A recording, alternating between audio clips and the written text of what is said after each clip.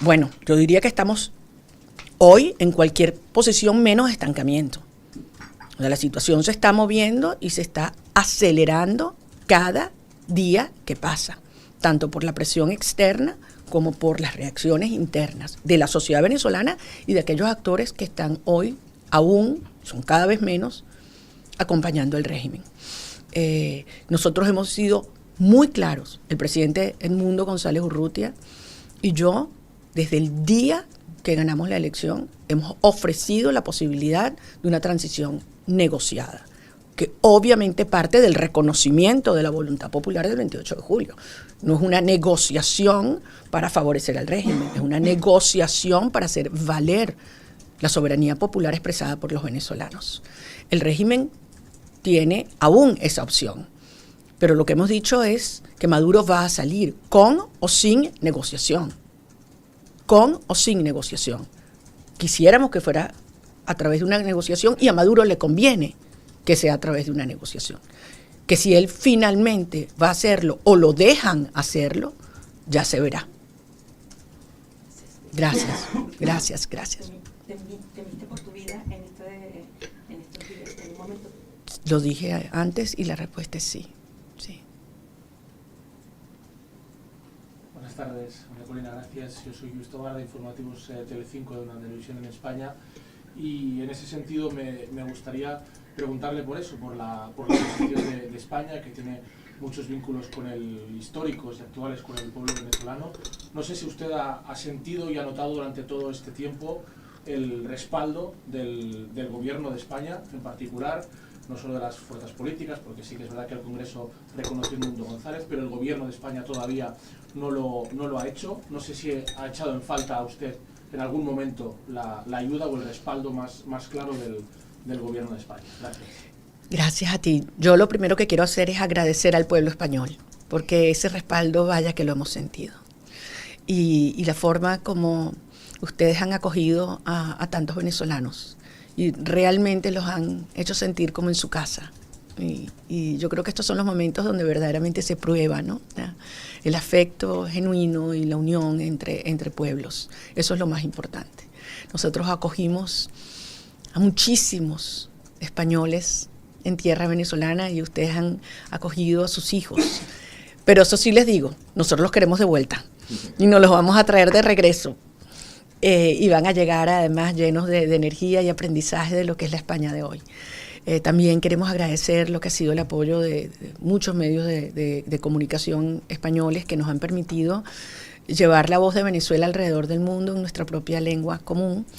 Y desde luego, como tú hacías referencia, al Congreso y a representantes de todos los partidos, porque al final tenemos grandes amigos y gente que queremos mucho a lo largo de todo el espectro ideológico en España. Con relación al gobierno español, simplemente voy a decir que la historia juzgará, como lo hace hoy el pueblo de Venezuela, lo que ha faltado, que desde luego ha faltado. Pero han habido otros países y otros gobiernos en Europa que han asumido, digamos, el liderazgo por la defensa del pueblo de Venezuela. Esto no es defender a un movimiento, un liderazgo, esto no es un tema de partidos políticos en Venezuela, es un tema que trasciende las diferencias de orden doctrinario e ideológico, que estamos luchando por la libertad, por la democracia, por la justicia, por la verdad. Gracias. Now in English. Yes, in English. Sorry to everyone. And also a question about relationship with Norway and about oil, because you said in the speech in the Nobel when the prize was given to your doctor, that oil wealth was not used to uplift but to buy in Venezuela. But as you know, Norway have a very different story. They have nationalized the resources, heavy taxation on the private sector, and we have the oil fund. And I was wondering if this is something that you would be inspired by if you take over in Venezuela, and if, for instance, it could be a little bit concrete in what area you would be inspired by Norway. Thank you very much. We are certainly inspired by Norway in that sense, but also in many others. And I will start by saying that our meetings at the Parliament were really exceptional. For me, I'm a former member of parliament. The possibility to enter such institution and actually breathe what democracy is all about. That I can sit in a table like this with members of 9 different political parties all across the ideological spectrum and see them exchanging views in a passionate and respectful manner. It's something we have missed for a long time in Venezuela. So in that sense, Norway's democratic institutions are also an inspiration to us. Seeing in the streets of Norway children that are in their school and in school trips that go from the palace to the parliament, and compared to our children that are in the streets but without education. It's certainly something that has struck me as well. So that's also an inspiration.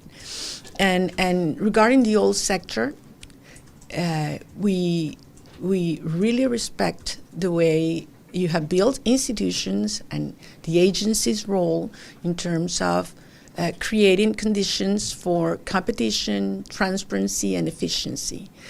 Certainly, Venezuelan situation today is very different. We have a country that has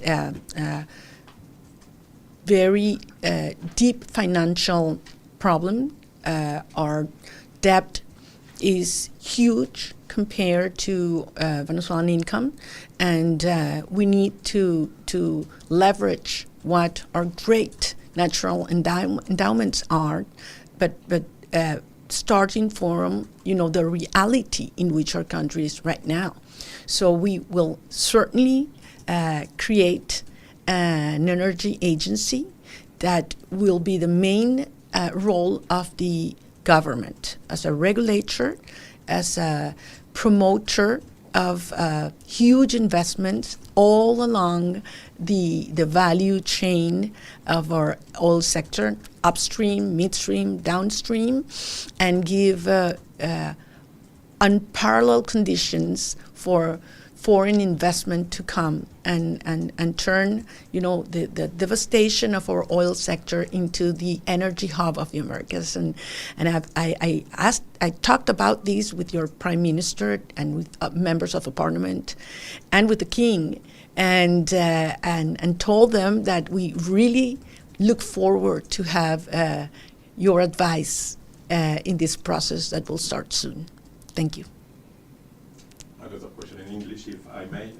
Yesterday you said that you're taking things one day at a time, but could you share with us a bit about your plans? If you're planning to stay a bit in Europe and meet political leaders to rally support for your cause, do you have any concrete plans to meet Donald Trump as well beyond that? Well, if I had the answers, probably I wouldn't share it with you right now. But I'll be very honest, I do not know yet.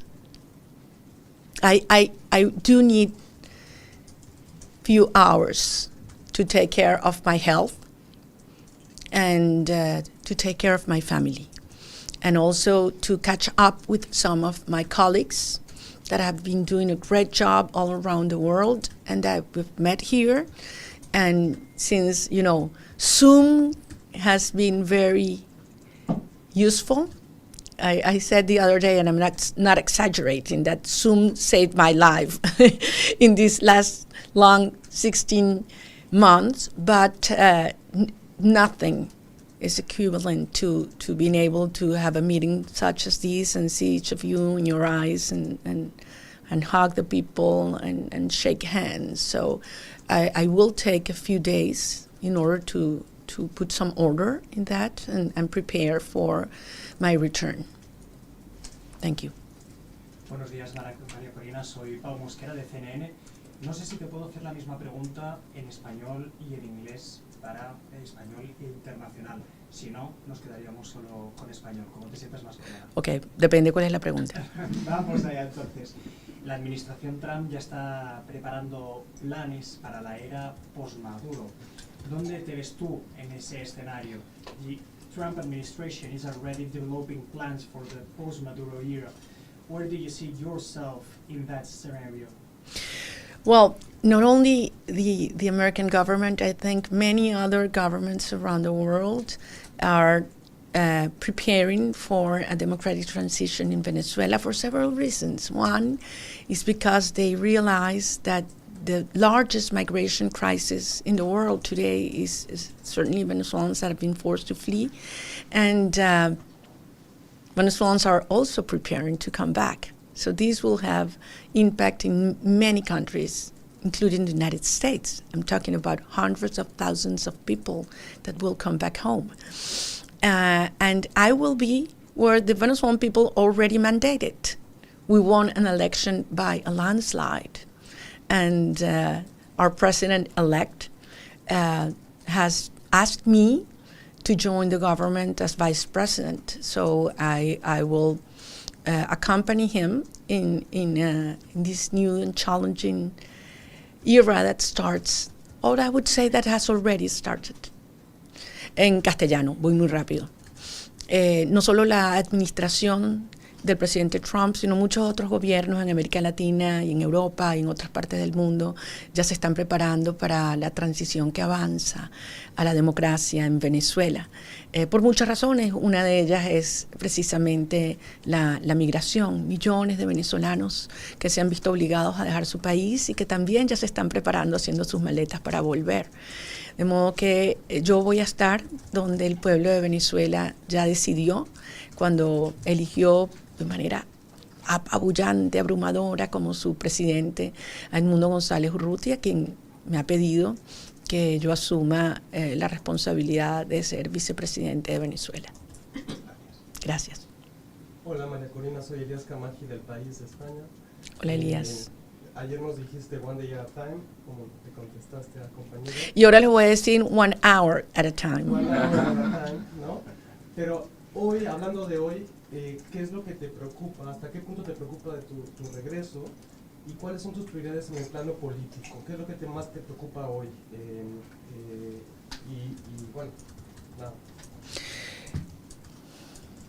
A mí hoy lo que más me preocupa es nuestra gente. Nuestros presos políticos, que son sin lugar a duda los más vulnerables frente a las atrocidades que comete el régimen. Y que estos sistemas criminales, cuando ya se saben perdidos y la inminencia de su salida, son brutales, brutalmente crueles. De modo que ellos son los que más me preocupan. Me preocupan todos los venezolanos que en este momento están viviendo una situación humanitariamente atroz, y ustedes lo saben. Personas que viven de pensiones que son menos de $1 al mes, maestros que ganan $1 al día, y que evidentemente en la medida que este proceso se extiende están viviendo en circunstancias inhumanas, nuestros pensionados, los enfermos, y desde luego los venezolanos que están en el exterior. He tenido oportunidad de compartir con muchos de ellos aquí, Elías, y refiriéndome en lo que significa vivir en cada uno de sus países. Algunos han sido acogidos de manera extraordinaria, en otros están sufriendo algunos casos de rechazo por la cantidad de venezolanos que han ingresado, o incomprensión por lo que significa el exilio. Así que eso es lo que más me preocupa, y lo que quiero transmitirles es que buena parte del trabajo que hago hoy es asegurarnos que vamos a estar listos para el día D, la hora H, que lleguemos al poder.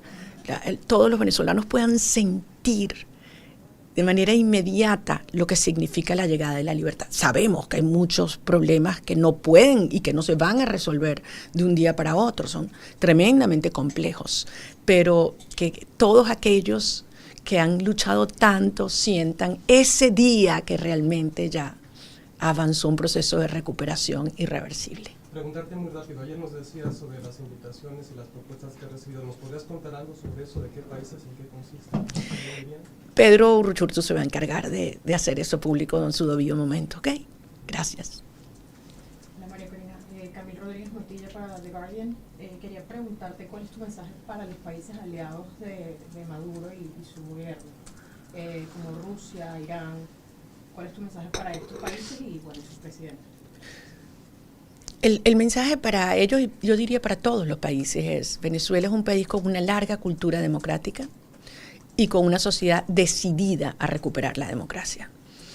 Y si bien ha estado ocupada e invadida durante muchos años, y hay regímenes que indebidamente han ocupado espacios no solamente físicos, sino también institucionales en nuestro país, adelantarles que Venezuela va a ser soberana, es decir, todas nuestras instituciones van a estar dirigidas e integradas por personas designadas por quien el pueblo eligió, y que cada una de esas estructuras del crimen que hoy operan en nuestro país van a ser desarticuladas, y el Estado va a ejercer el monopolio de las armas y el respeto de la soberanía nacional hasta el último milímetro de territorio venezolano.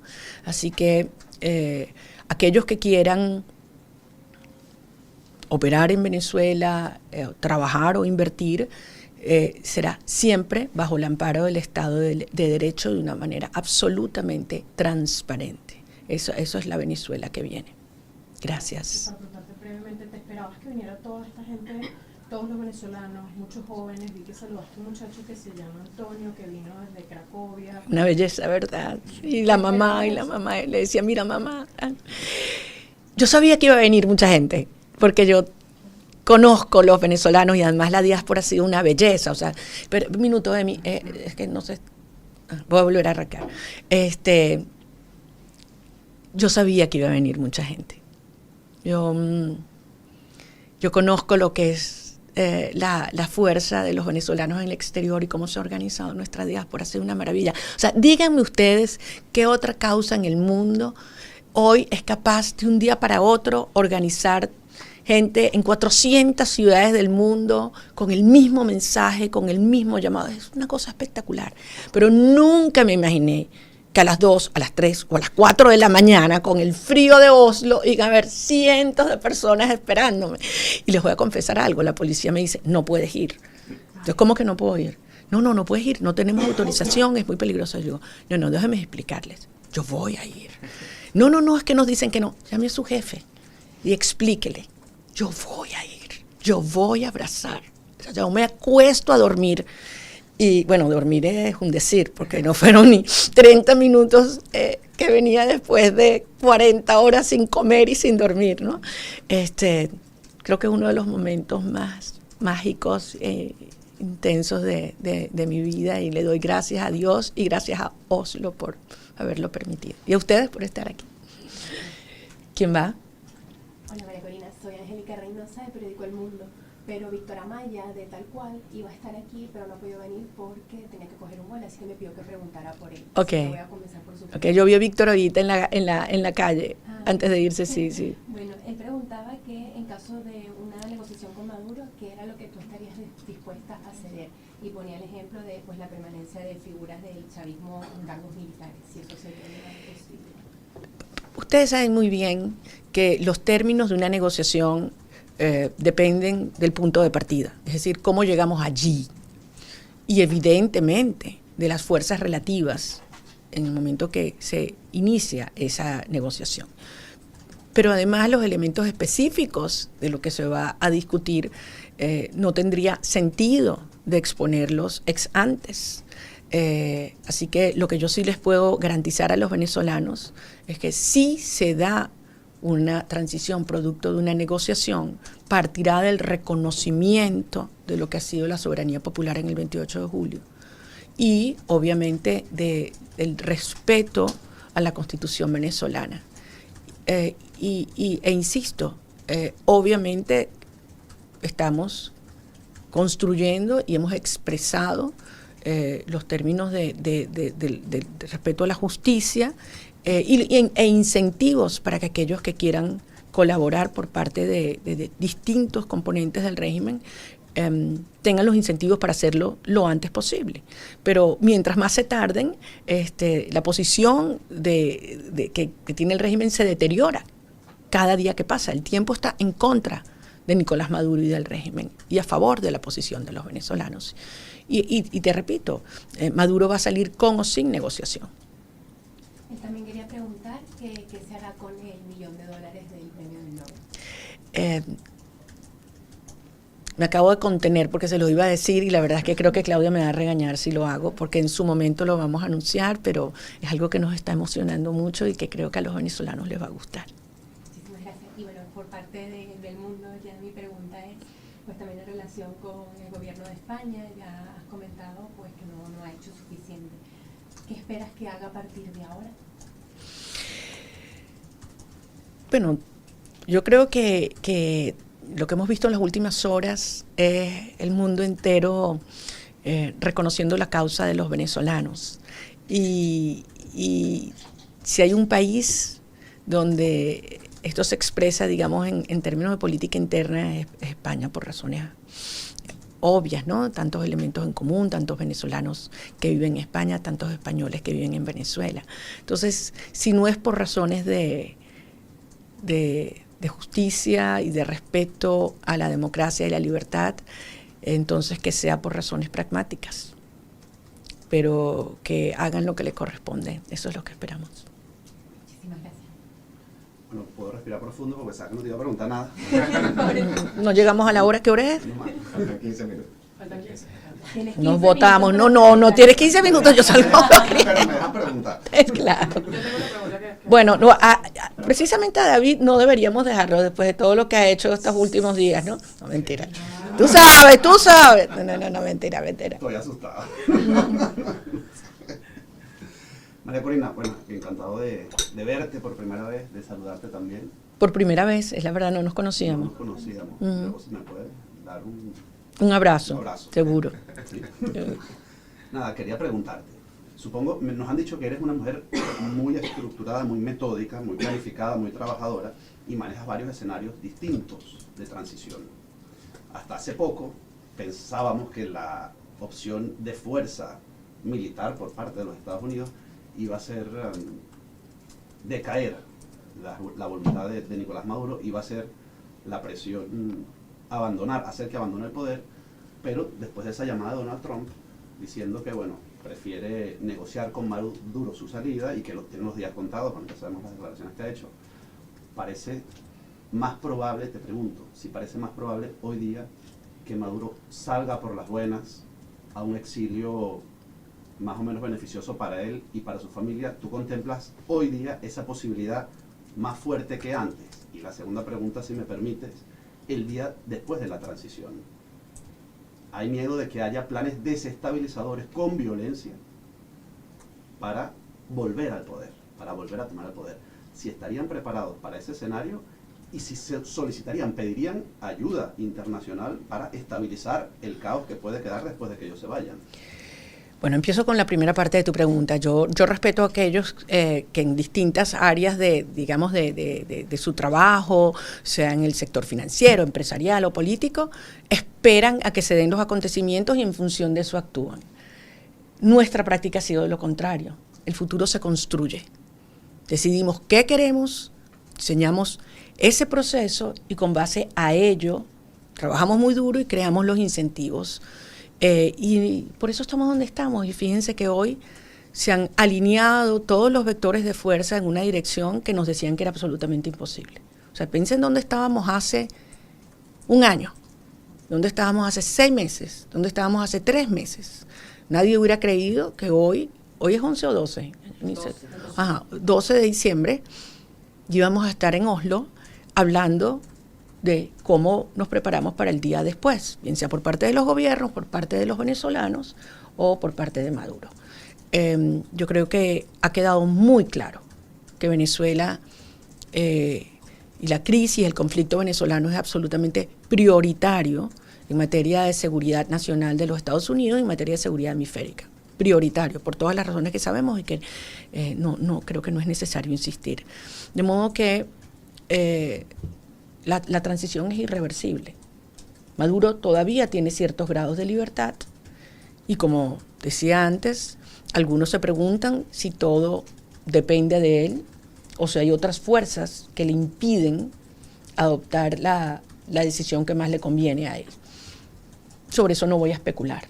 Lo que sí les quiero decir es que la transición viene y, como la segunda parte de tu pregunta planteaba, donde estamos fundamentalmente concentrados es cómo podemos asegurar que sea una transición ordenada, pacífica, y donde los resultados de la reconstrucción del país se sientan lo más pronto posible para los venezolanos. No subestimamos la complejidad del momento, no solamente por las razones a las que tú haces referencia, sino, déjenme ponerles unos ejemplos muy breves. Nadie tiene la menor idea cuáles son las reservas financieras de Venezuela. Nadie tiene la menor idea. No sabemos cómo está el oro, cómo está la deuda, no sabemos cuáles son los ingresos, cómo son los egresos. Imagínense empezar a tomar el control del Estado sin esa información precisa. El estado de los servicios públicos en Venezuela, suministro de energía, el suministro de agua, el suministro de combustible, nos trae enormes dudas sobre la necesidad, además de fortalecerlos, para lo que va a ser el incremento de la demanda tan pronto el país se libere. Vamos al tema del suministro de alimentos y la situación crítica que están viviendo los venezolanos en la posición, que están en el sector más vulnerable. ¿Cómo garantizar que se mantiene el suministro de alimentos desde el día 1 y de que eso no es interrumpido o debilitado, sino por el contrario, que podemos tener apoyos externos hasta que Venezuela puede reactivar toda su capacidad productiva interna? Y finalmente el tema de seguridad al que tú haces referencia, que si bien todos estamos conscientes de los vínculos muy cercanos que tiene el régimen con grupos criminales y armados, bien sea de la guerrilla o de colectivos, etcétera, la realidad es que yo tengo hoy en día confianza de que la inmensa mayoría de las Fuerzas Armadas venezolanas y de las policías venezolanas van, en el instante que inicie la transición, van a acatar órdenes, lineamientos, instrucciones de los superiores que serán designados por la autoridad civil debidamente electa por los venezolanos. ¿Cómo va a ser ese proceso? Se ha trabajado, se han levantado muchísima información, se han identificado dónde están las amenazas y cómo se procedería a desactivarlas, neutralizarlas en distintas partes del país. No es la misma la estrategia para el norte de Venezuela, donde tenemos el 90% de la población y el 10% del territorio, lo que es al sur del Orinoco y otros teatros de operaciones, donde tenemos el 90% del territorio, el 10% de la población. No es la misma la estrategia para las áreas marítimas, de modo que esto existe en los planes y evidentemente en cooperación con agencias y gobiernos de distintas partes del mundo. Solamente reitero lo que hemos dicho muchas veces y lo han dicho nuestro presidente electo Edmundo González y muchos miembros de nuestros equipos. Querer hacer un paralelismo entre lo que han sido situaciones donde han habido cambios de gobiernos en otras partes del mundo, fundamentalmente en el Medio Oriente, Siria, Afganistán, Bolivia, es absolutamente improcedente porque la situación es completamente distinta. Tenemos en Venezuela una sociedad cohesionada, donde no hay divisiones de orden religioso, racial, regional, político, social, eso no existe, donde hay una larguísima y profunda cultura democrática en el pueblo de Venezuela, demostrada además el 22 de octubre del 2023 en las primarias y el 28 de julio de 2024 en las elecciones presidenciales. Hay una absoluta integración de los distintos partidos democráticos. Yo trabajo con ellos. Ustedes vieron a muchos de sus representantes presentes aquí en Oslo. Tenemos una dinámica y continua comunicación y planificación. La represión, si algo ha logrado, unirnos aún más. Y tenemos un gobierno electo y legítimo. De modo que son situaciones totalmente diferentes y yo tengo la convicción de que la garantía y la clave de que esa transición sea ordenada es precisamente los venezolanos. ¿Ustedes se imaginan lo que nos ha costado lograr esto?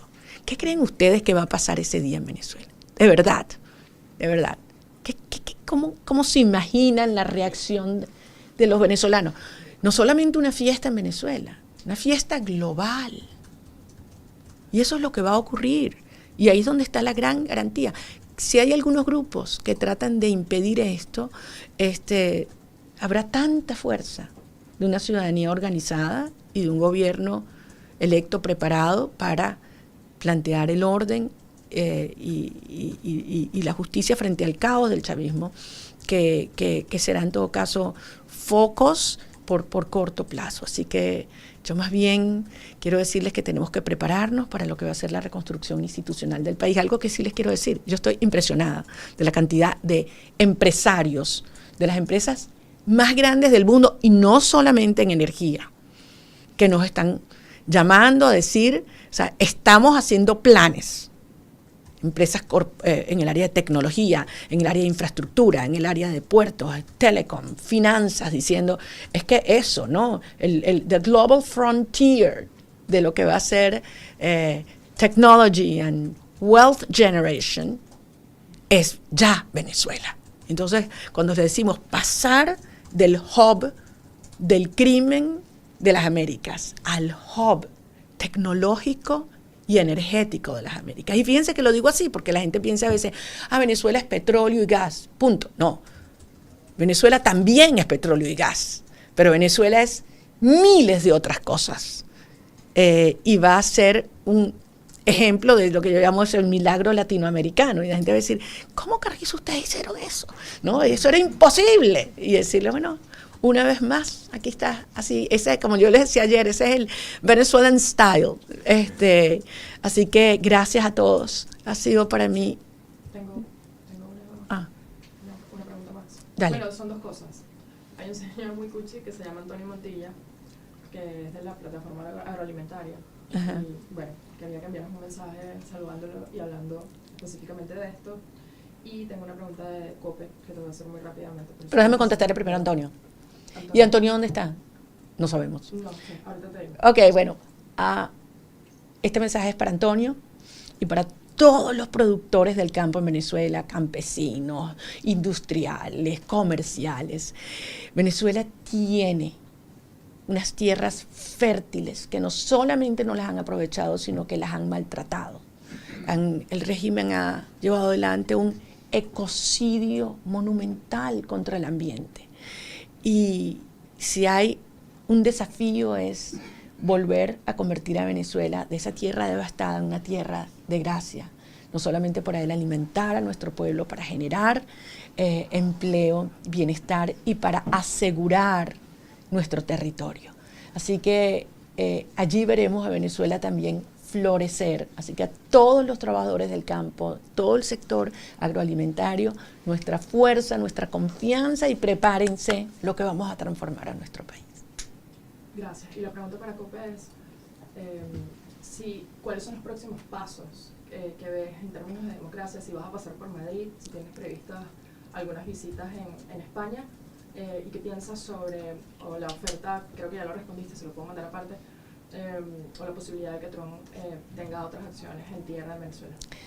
Bueno, también me habían preguntado sobre los próximos días y horas y lo que he dicho es que estamos en un proceso de planificación, de discusión, de evaluación y aún no puedo responder esa parte, ¿no? Y nuevamente les pido que tengamos muchísima serenidad porque efectivamente se están acelerando muchas cosas dentro y fuera de Venezuela. No voy a especular sobre las próximas acciones de otros gobiernos que están actuando de manera independiente para defender su seguridad nacional. Lo que yo sí puedo decirles es que los venezolanos nos estamos preparando en todos los planos para lo que será la llegada de ese día y lo que tiene que ser la toma del poder, tanto institucional como territorial. Muchas gracias.